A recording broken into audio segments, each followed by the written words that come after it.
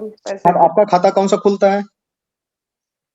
Saving खाता, current account खुलता है, जो खुलने के बाद किसके तहत? डिमांड डिपॉजिट के तहत आप खाता खुलवाते हैं या टर्म डिपॉजिट या फिक्स डिमांड डिपॉजिट के डिपॉजिट तहत? के तहत खुलता है, किस डिमांड डिपॉजिट के तहत। डिमांड डिपॉजिट के डीडी के तहत खाता? तहत खुलता है, तो डीडी अलग है, डिमांड डिपॉजिट अलग है। Demand deposit. हाँ ठीक है, देखिए मनी हम लोग जो बैंक में पैसे जमा करते हैं वो दो तरीके से करते हैं। एक क्या होता है डिमांड डिपॉजिट, दूसरा क्या होता है टर्म डिपॉजिट। डिमांड डिपॉजिट में क्या होता है कि डिपॉजिट तो हमने बैंक अकाउंट में रख दिया है, लेकिन वो जो है कि बैंक अकाउंट में रखने वाला व्यक्ति किसी भी समय अपने पैसे को विड्रॉ कर सकता, आपसे मांग सकता है।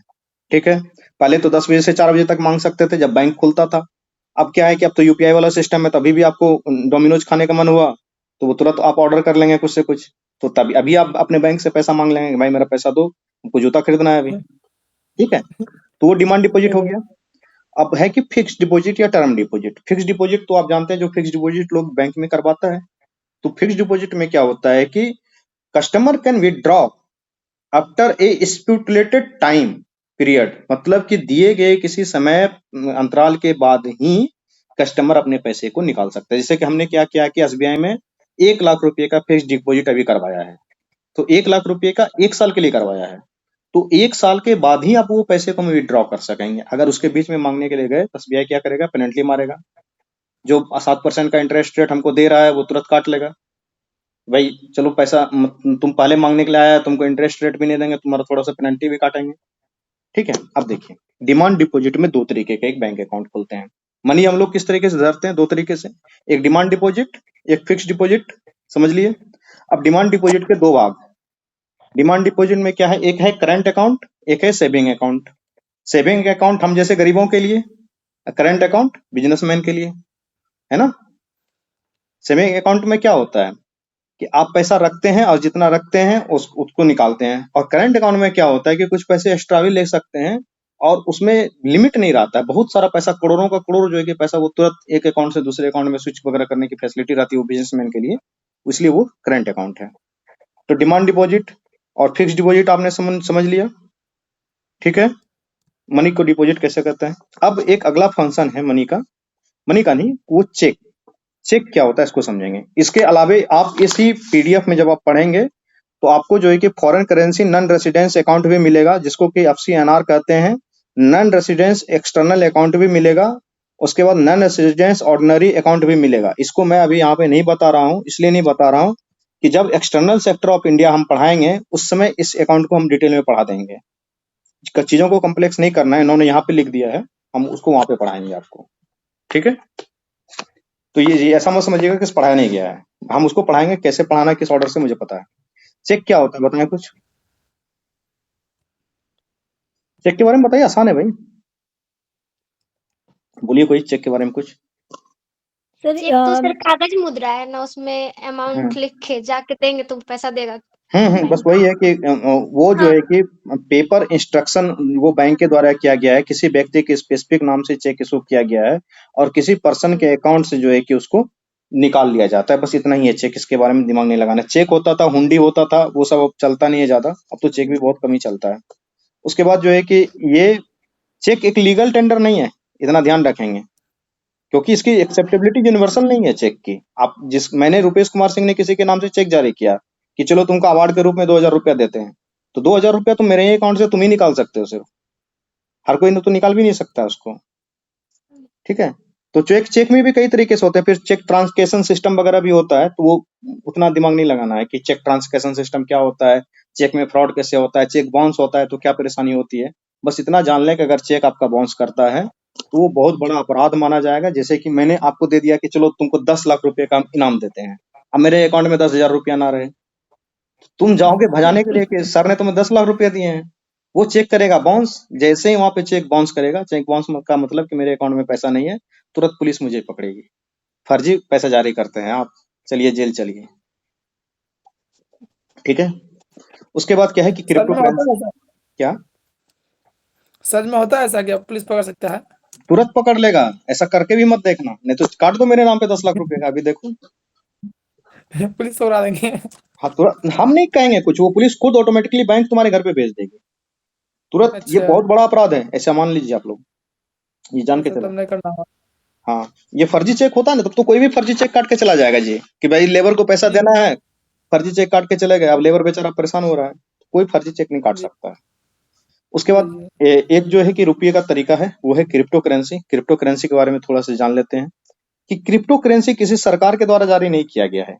ये क्या किया जाता है कि क्रिप्टोग्राफी के माध्यम से एक डिजिटलाइज नेटवर्क में एल्गोरिदम के माध्यम से ये तैयार किया जाता है। ठीक है, क्रिप्टो करेंसी सीधा सीधा डिजिटल करेंसी है जो कि किसी भी सेंट्रल बैंक के द्वारा जारी नहीं किया गया है। ये एल्गोरिदम के माध्यम से निकाला, जिससे आप क्रिप्टो करेंसी को इस तरीके से समझें कि वो आता है ना, हम लोग जो पेटीएम वगैरह करते हैं तो कुछ कैशबैक आता है ना, ये टोकन के रूप में कुछ आता है ना वो। अरे ये गेम वूम खेलते रहता है, उसको क्या मिलता है जी? रिवार्ड मिलता है कुछ। रिवॉर्ड।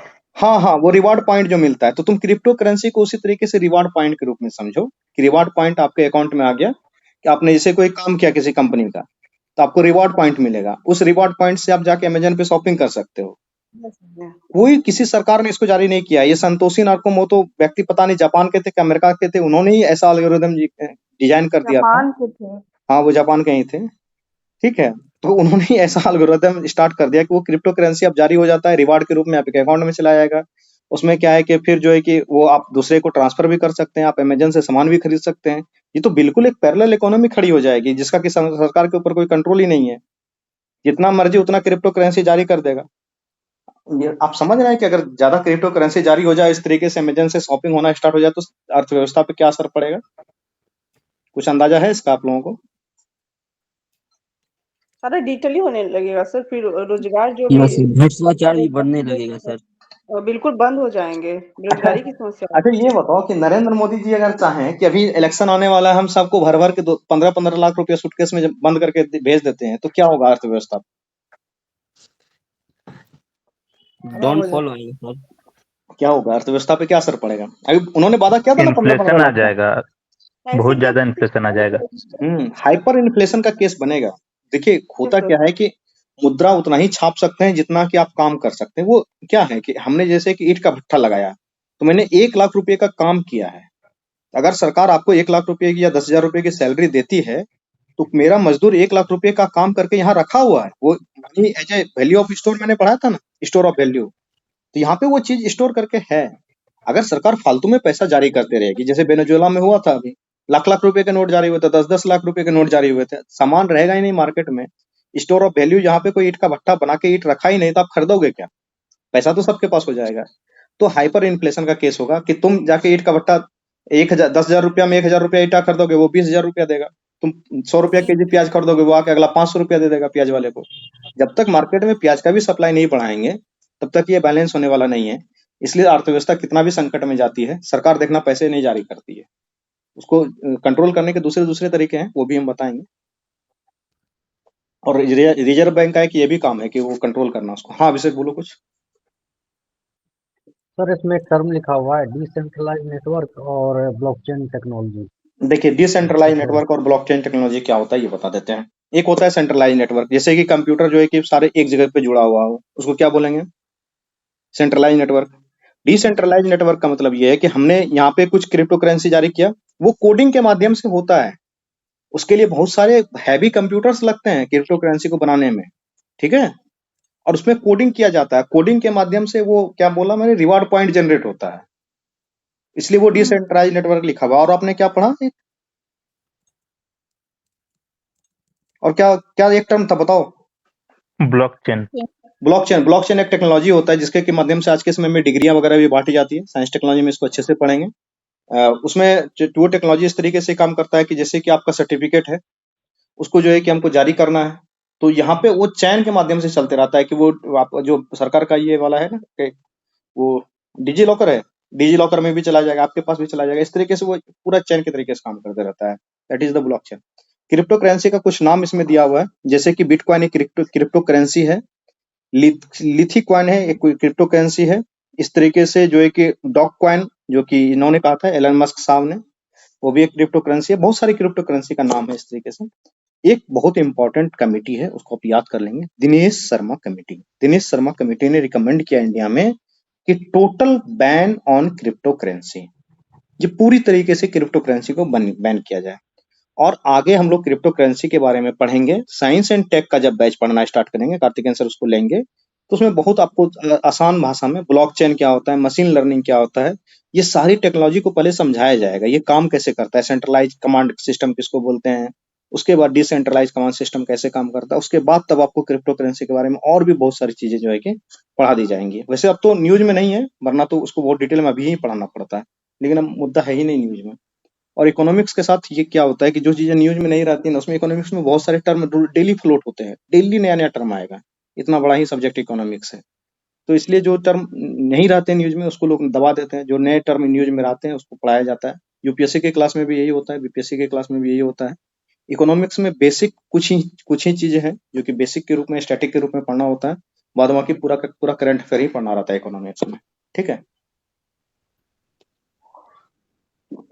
तो हम लोगों ने कहाँ तक पढ़ लिया कि दिनेश शर्मा कमेटी के बारे में पढ़ लिया। ठीक है, उसके बाद आप आ जाइए इस पे कि एक तो हो गया क्रिप्टो करेंसी। मैं देखता हूँ अगर ये स्क्रीन शेयर हो जाता है रिकॉर्डिंग ऑफ करने के बाद भी।